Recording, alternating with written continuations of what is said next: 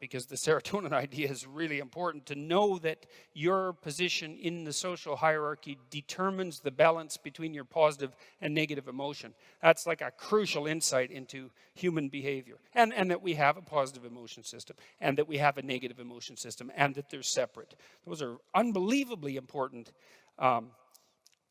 discoveries, all made, by the way, virtually all made by animal experimentalists, just so you know, because they deserve some credit. So now the issue is, how is your perception related to your emotion? And so it looks like it, and this is much of this I learned from Jeffrey Gray. Now, Gray was a student of Eysenck, but he's also a student of someone named Norbert Weiner, who was a cyberneticist at MIT. He established the field of cybernetics, and he was one of the first people he was one of the founders of computational science. He was a big deal, Norbert Weiner, and his work had tremendous impact on all sorts of fields. And he was trying to figure out how to generate autonomous self-correcting systems. So let's say intelligent systems, and us among them, because we're autonomous self-correcting systems. And so Gray knew about Norbert Weiner's work, and he integrated that with Eysenck's work, and then with all this psychobiology, and he came up with a lovely set of ideas that are extraordinarily useful. And so here's one of them. We live inside, we perceive, this is part of perceiving the world as a story. We perceive the world as a place to go from one location to another. So you can imagine that we're on a journey. That's our life, is a journey. And it might be a 10-minute journey.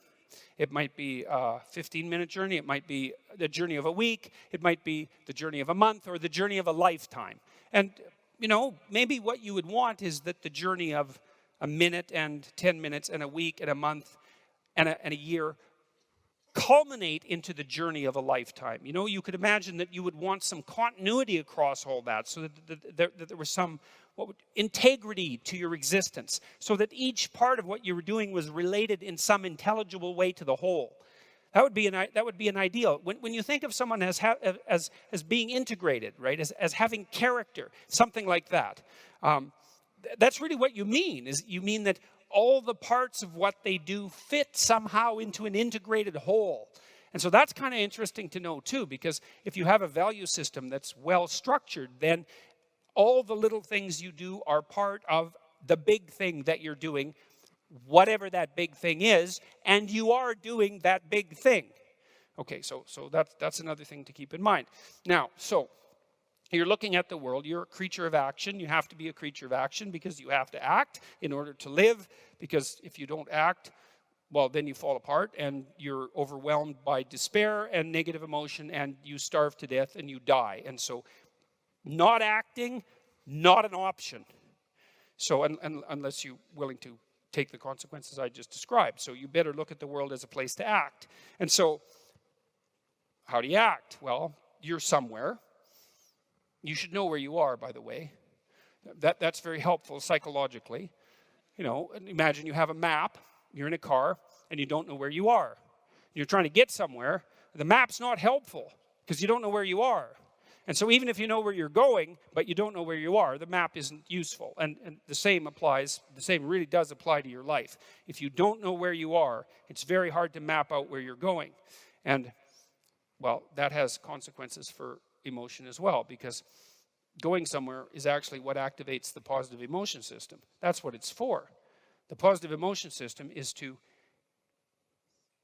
facilitate movement forward to a better place. That's its function. So that's so interesting, because it means that if you're not moving forward to a better place, then you don't have any positive emotion. And so there's another conclusion that you can derive from that too, which is that if you don't have a value system, you don't have any positive emotion. Because a value system is what posits that one thing is worth doing more than another. And if one thing isn't worth doing more than another, then you don't have any place valuable to go. And if you don't have any place valuable to go, then you don't have any positive emotion.